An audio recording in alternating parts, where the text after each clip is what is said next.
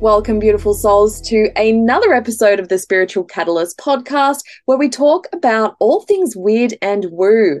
I am your host, Sarah Lyons, the founder of newearthschool.com.au, and today we have a special guest, Taylor Lachey, and she is here to talk about intuitive leadership, being a leader of self and soul. Taylor is a holistic leadership mentor, spiritual alignment guide, energy healer, oracle reader, and the CEO of Insight to the Inside. She is a certified life coach and has 7 years of professional management leadership experience. She is a guide for the intuitive healer and authentic leader that is looking to strengthen their intuitive leadership skills through emotional mastery, mindset, and healing. Taylor, welcome.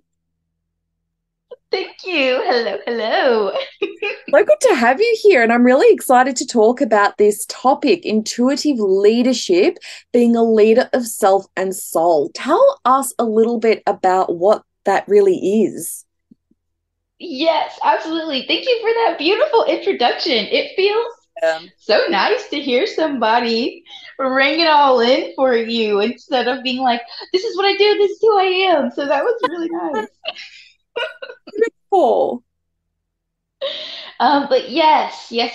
Like you said at the beginning, how needed it is. And so for me, intuitive leadership and being a leader of yourself and soul is about more than just micromanaging life, more than just micromanaging yourself and how you operate with life, and really allowing your values, how you view the world, and what you think matters in your heart and soul to be what guides your decision making and to tap into those values. And when you do, along my own journey and working with the clients that I have, it innately helps you tap into that inner wisdom. It helps you tap into that intuitive knowing because that is where our values come from. Like they come from our experiences, of course, like good and bad ones. We have great experiences and we go, I love the way that felt. I love the way that person treated me. And, I value that so much that I'm going to treat others the same way. And that's going to be a foundational piece for how I connect with others. And then we have those harder moments, in life where we're in moments that make us say, I don't deserve this. And it also teaches us what we value about how we feel we should be treated or how we feel the world works. And over my years in management, more structural corporate management, the soul is what was always missing for me. Mm-hmm. It was this pitch of, we don't live to work, we work to live, but then the environment was just you've got to put work before everything, Yeah. especially if you chose to be a leader. It's like the corporate world makes you feel like, unless of course you're with an aligned company that has that soul and their deeper values guiding their operating procedures, it's very, you're a leader, you've got to be available at all times. So it doesn't matter if you're in the middle of date night with your partner, you answer the phone when that part-time associate calls you. And, you stay extra late. Like I remember working for a company and they were a seasonal company and I was a store manager. So you have to set up the store and close it down and everything like that. And I remember when it comes to closing down, because of their lease, you had to be out of the building by a certain amount of time within a certain time frame. And I remember having to stay because I was the store manager and it was me and the district manager, and we stayed and worked. Oh my gosh, no breaks. It was probably about a solid 16-hour shift. I'm talking taking a nap in the store to close it down. And I remember us finishing at like 3 in the morning. And I was finally getting to go home. I remember sitting in my car and I just started crying my eyes out. My soul was so hurt that I had to do that to live Yeah. because it wasn't just a bad day at work. It was something so deeply wrong that I'm not the only one experiencing this. I was here in this moment of suffering with somebody. Like my district manager is actually one of my best friends now. Like we were suffering, and to know that we had to suffer for what was supposed to help us, positions that we choose to help, whether make a difference in other people's lives or make a better difference in ours or both. It was such a sacrifice. There was Mm, not the value that these very people who are making these rules are telling us to do. They have time with their family. They make sure that their schedules allow for them to have what they value in life. So why down the chain, especially with leaders, does that same level of soul and what we value in life not there anymore just to keep the lights on? And like I said, it's a sacrifice. And so I noticed that when I started to put my values first, I was able to leave jobs I was unhappy at and find positions that, whether it was in the corporate world, were more fulfilling to me. They met my scheduling needs. They met my time freedom needs. They gave me the space. So instead of sacrificing my cup of coffee or tea or my morning meditation, I had the space to put that first and then still go make my money and have my peace and have my family time. And even though it put me in positions that sometimes felt not right, that's where that intuitive piece comes in, the soul, the value. And it's like, I know this adds up to what means most to me in life.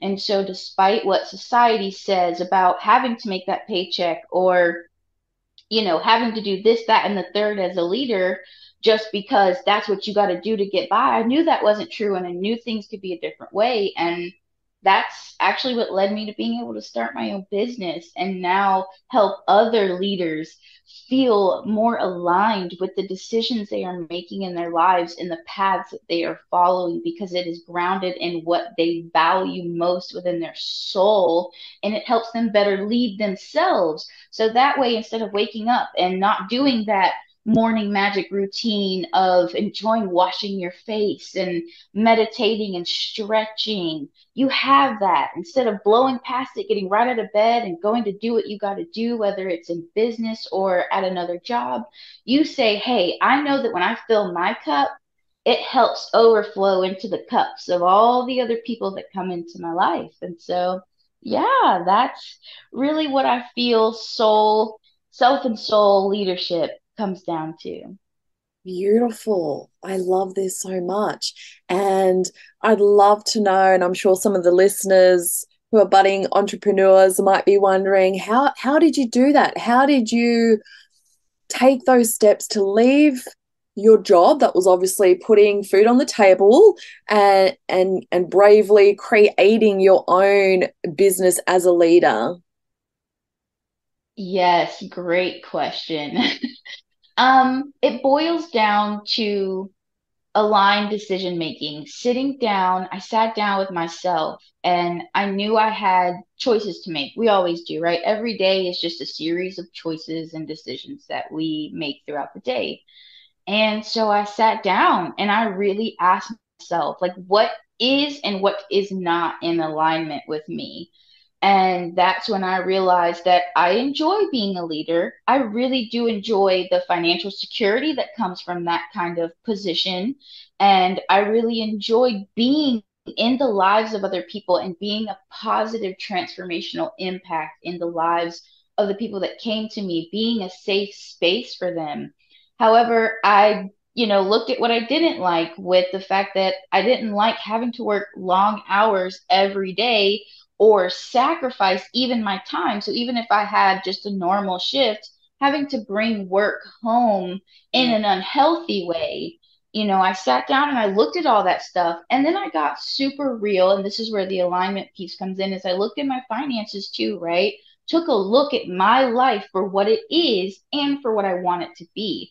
So where was I at financially? What kind of support do I have in my life to be able to make the shifts that I want to make right now, especially in starting my business? And, it opened me up to see one, where my insecurities were and where maybe I had to have a lot more faith in myself and rework my own programming from corporate leadership. And it deepened my own sense of soul and self leadership because it was like, okay, so I get to do something different. I can decide today that I can walk a different path that's going to bring me the financial stability I want, the freedom that I want, and the joy that I want in my life and to extend to the lives of others. And so I did some research and I love sharing with people that before I became an entrepreneur, I had to Google what it meant. I had no idea what the word meant. Like, I was not raised in a family where they advocated for being self-made and being an entrepreneur and things like that. It was government assistant or you get a job. Yeah. And so I started looking at the skills that I have. I think when we start to make decisions about the changes we want in our lives, like I said, it kind of brings up insecurities, right? It brings up a focus of, well, I don't have this, I don't know that. So I kind of flipped that script a little bit and I said, okay, what do I have? What, but like I said, based on support, where am I at? And then I looked at my skill sets. So that way, the choice I made was truly aligned with me. And that's where looking at the leadership pieces and seeing how naturally I was put into a leadership role through my journey. And so I started looking at things that I could do with the education I had, because I also was wanting to pursue a degree in psychology because I knew I wanted to help people in their lives make a better difference in their own lives despite the traumas that they had experienced specifically. And so started Googling what you could do with an associate's degree. And I saw some things, and that's where a life coaching business it was like an ad or something that had popped up. And I was like, life coaching? Well, what the heck is that? So I started like looking into all this, and that's when I found out about entrepreneurship. And I'm like, oh, snap, this could be it. Like I started getting really excited, really giddy, and I was like, I think this is it. And I have no idea how I'm gonna make it happen, but I'm going for it. And so I started looking into educational resources, and I just trusted where I felt called. So whether that was looking up a resource or looking into a person, and that eventually led to, I drew out my logo and thought about my intentions, and I set it right next to my bed, so every time I got out of bed, that's what I saw, and I knew that's what I was aiming for. And I just kept following the things that I felt called to do, and I knew that despite not knowing what to do, I would figure it out. And so I did. And like I said, I kept pursuing what mattered to me. I genuinely went based off my values, my soul, what I knew I wanted to experience in this lifetime. And then that led to shifting my Facebook to being more of my online brick and mortar business. And that led to meeting all kinds of beautiful, amazing people that taught me about spiritual entrepreneurship and just entrepreneurship in general, running a business. And that led to investing in a mentor. And that was a not so good experience, but it taught me what I was missing. And then that led me to the people that helped me find within myself all that I needed to succeed. And that that deepening of my own self-worth and knowing and my values and following that led to where I am today, being able to be in the presence of someone like you and be part of your podcast and to be in the lives of my clients and them trusting me in the healing work that we do, because I knew within myself I'm here for something greater. And I didn't know what that looked like, but I trusted that feeling. And I think many of us get to a point where we feel that feeling in our gut. Yeah. Maybe it feels like deep, deep anger because in lack of fulfillment. And then sometimes it is such an overfill of just, I'm ready for more. And when you follow that and you continue to trust that it's going to work out for you, all the pieces they align because you're making them aligned. It is through that trust and your values that you begin to really be an intuitive leader and you say, okay, well, I said I want to make that happen. So these are the aligned actions and decisions I'm going to make, like my investments in my mentors or investments in courses or just investing in a book, Yeah. and taking that time to expand myself, knowing that what I want is mine to have. I love that. And I'm so glad you listened to your soul and it's brought you to where you are today, where you can now lead other leaders. And for the listeners who are listening in, let's say some of them are struggling taking action on those soul nudges. What advice would or tips would you have for them to really follow that soul led path? Yes. If you are struggling to follow that soul-led path, definitely my first tip is pause. Because pausing is the exact opposite of what that corporate programming wants you to do. That survival mode and corporate programming, those old ways of leadership are going to tell you to just push through it, keep going, you'll figure it out. So I invite you to give yourself permission to pause for a moment. Know that everything is going to be okay. Life is not going to break. Life is not going to fall apart if you just take a second to pause and then sit with the resistance. Don't just push it away or try to do a task to override what you're feeling in the resistance. Sit with that resistance. Ask yourself, what am I resisting here? What's going on? What am I trying to force myself into doing because I think I have to? That is that more I don't want to, I don't loosely say negative side because everything has its purpose, right? Negative and positive. But that's that more negative lack of self-trust side that comes in with leadership where we're like, okay, well, I have to do this. So take a second and sit with yourself and really figure out where the resistance is coming from. And then when you figure it out, ask yourself, how do I want to move past this? Because when we go, how do I move past this? You're not giving yourself permission to answer that. Mm-hmm. It puts it out there and it's almost like you're waiting for it to come to you. Yeah. Whereas if you go, how do I want to move past this? Putting that I in there, that's where the self and the soul and the leadership all combine because they're all one within you. And then you're giving yourself permission to one, trust yourself to make a decision that's going to work out for you. Two, know that no matter what you decide to do, it moves the needle forward because now you're no longer in a self sabotaging cycle but taking a moment to self support, to self soothe, and self regulate to actually move the needle forward, typically more than you even expected it to, and it comes back threefold.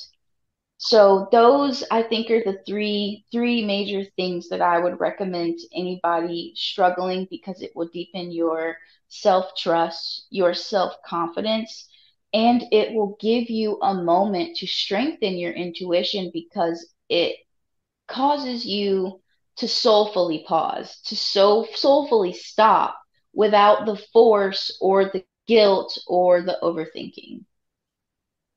Beautiful, beautiful, beautiful. Thank you so much. Such wise words from an old soul. I really love your energy, Taylor, and it's so valuable what you bring to the table and to the world. Thank you so much again for being here today. And for our listeners, where can we find you if they're wanting to connect with you further about this? Yeah, thank you for having me. And that's funny. I had a friend once tell me, she goes, I swear your soul is 1,000 years old. Definitely old. So if anyone would like to connect, I do mostly use Facebook, and that is where I've got any other ways to connect with me. It is Right. Taylor Lachey. And yeah, they're on there. I use that as pretty much my brick and mortar business. You can find all and any links to my services. And of course, just reach out